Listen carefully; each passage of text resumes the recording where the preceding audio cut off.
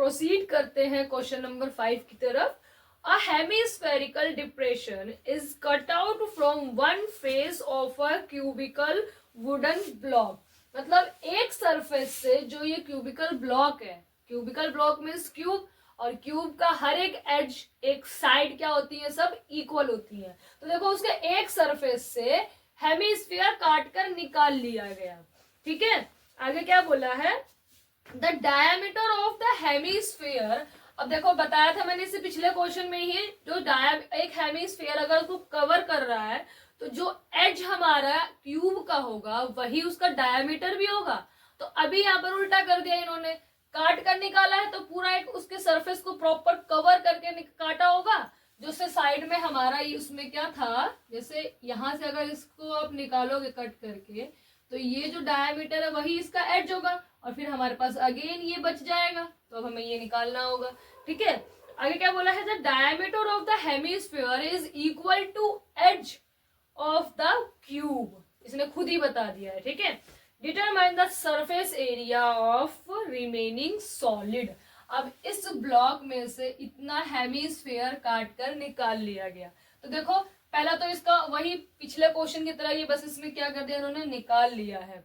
अब ये समझ लो एक तरीके से, मान लो कि पेंट कर रहे हैं हम, तो जब हम पेंट करेंगे, एक तो इस पूरे एरिया को पेंट करेंगे, क्यूब के चारों दीवारें, और बेस भी पेंट करोगे, ऊपर का सरफेस भी पेंट करोगे, बट कितना, जो ये साइड साइड का सरफेस है। अब ये सरफेस कैसे निकलेगा, पहले हम क्या करेंगे, टोटल सरफेस एरिया माइनस ये सर्कल जो नहीं है, और इसका भी ऊपर का टॉप नहीं है ना हमारे पास हेमिस्फीयर का, तो उसका भी ये टॉप हम क्या कर देंगे, माइनस कर देंगे, और प्लस क्योंकि हमें इस एरिया पे भी तो पेंट करना है।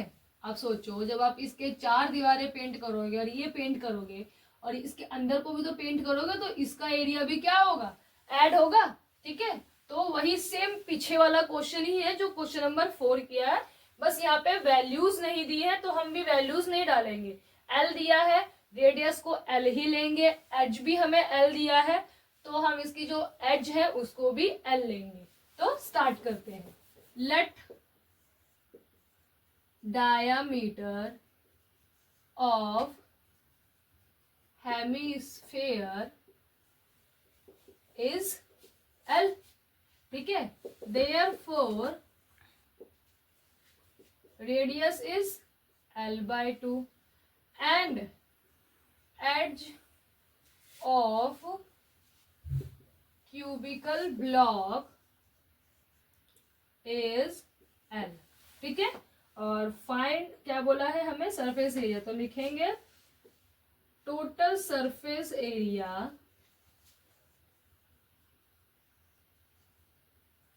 of solid, remaining solid part, remaining solid part। ठीक है, पिछले क्वेश्चन की तरह ही है, टोटल सरफेस एरिया ऑफ, यहाँ पर लिख देना पूरा, टीएसए ऑफ क्यूबिकल ब्लॉक, ठीक है, प्लस सीएसए का surface area of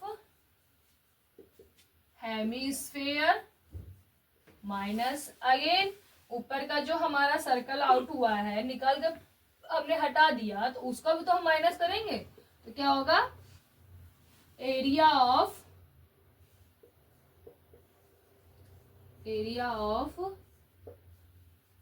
circular top.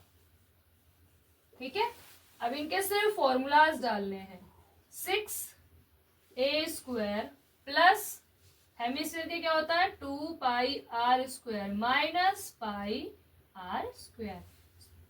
2πr में से 1πr गया तो कितना बचा, 1πr, और यहाँ पर a की वैल्यू क्या लेंगे हम, l, तो यहाँ हमने रख दिया l का स्क्वायर, प्लस यहाँ 2πr में से 1πr गया तो 1πr बचेगा हमारे पास, और इस r की जगह पे क्या रख देंगे हम, l/2। ठीक है, तो यहाँ आ जाएगा l/2 का होल स्क्वायर। पाई को सॉल्व नहीं करेंगे। ठीक है, तो अब इसको सॉल्व कर लो, 6l² प्लस l²/4 पाई। अब यहाँ पे इनका एलसीएम ले लो, कितना आ जाएगा 4, ये हो जाएगा 6 4 जा 24 L square plus L square pi.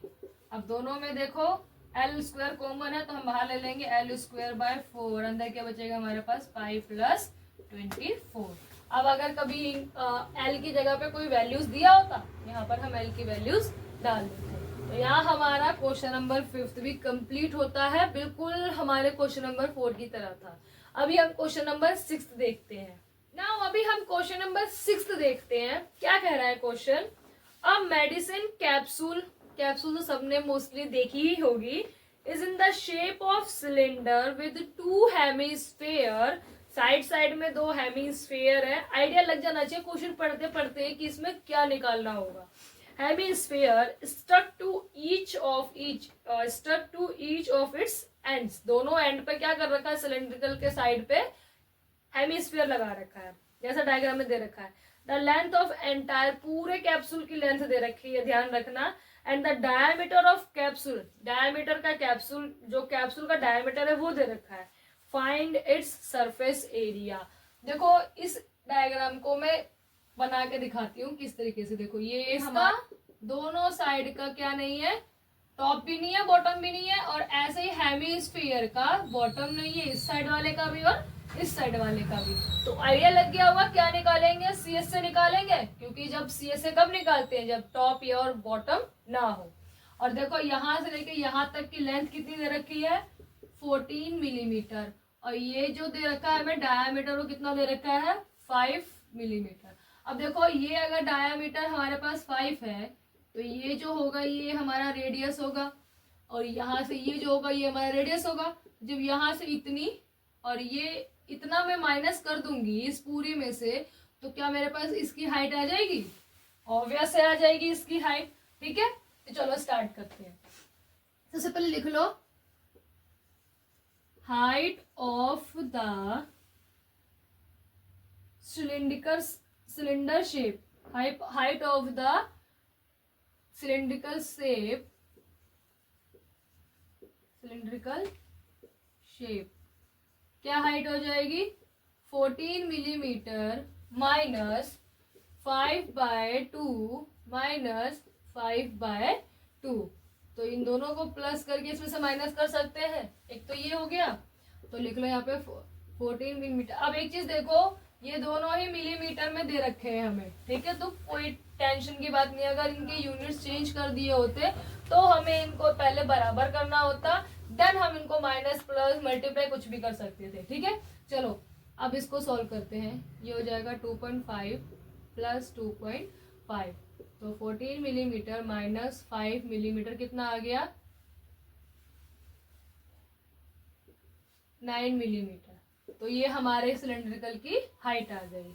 अब हम लिखते हैं total surface area. Surface area बोला ना, तो सरफेस एरिया ऑफ कैप्सूल, सीधा क्या आएगा, CS से ऑफ सिलेंड्रिकल शेप प्लस, अब देखो यहाँ पे दोनों जगह पे सेम रेडियस वाले हेमिस्फीयर है, तो मैं इनको हाफ हाफ ना लेकर मैंने सीधा क्या कर दिया, multiply by 2 CSA of hemisphere, क्योंकि दोनों का अगर हम सम करेंगे तो 2 हो गए ना हमारे पास हेमिस्फीयर, या तो पूरे सर्कल पूरा स्फीयर का वो ले लो CSA, या सिर्फ हाफ हाफ करके आप मल्टीप्लाई बाय 2 कर दो। तो मैं लिख रही हूँ 2 multiply by CSA of hemisphere. ठीक है, क्या होता है सिलेंड्रिकल शेप का जो curve surface area, 2πRh plus 2 × 2πr²। अब बस इनकी जगह पर इनकी वैल्यूज डालनी है और सॉल्व करना है। तो ये हो जाएगा, दोनों के पास देखो 2πr सेम है, तो यहाँ ले लेंगे 2πr कॉमन, यहाँ क्या बचा h, यहां से एक 2πr चला गया, तो यहाँ क्या बचा 2r। ठीक है, अब सिर्फ यहाँ पे वैल्यूज डालनी है। 22/7, r कितना है हमारे पास 5/2, h हमारे पास है 9 मिलीमीटर प्लस 2 × 5, ये r है 5/2। 2। इसको सॉल्व करेंगे तो ये कितना आ जाएगा 110 मिलीमीटर अपॉन 7, ये प्लस ये कितना हो जाएगा 9 + 5 14 मिलीमीटर। 7 1 जा 7, 7 2 तो कितना आ जाएगा 220 मिलीमीटर स्क्वायर। सिंपल। तो इस कैप्सूल का सरफेस एरिया कितना आएगा 220 मिलीमीटर स्क्वायर। यहाँ पर हमारा क्वेश्चन नंबर 6 भी फिनिश होता है। इजी है, बहुत इजी है, बस सिर्फ हमें इतना सोचना है कि कर्व सरफेस एरिया निकलेगा या टोटल सरफेस एरिया निकलेगा और क्वेश्चन ने हमें दिया क्या है। ठीक है,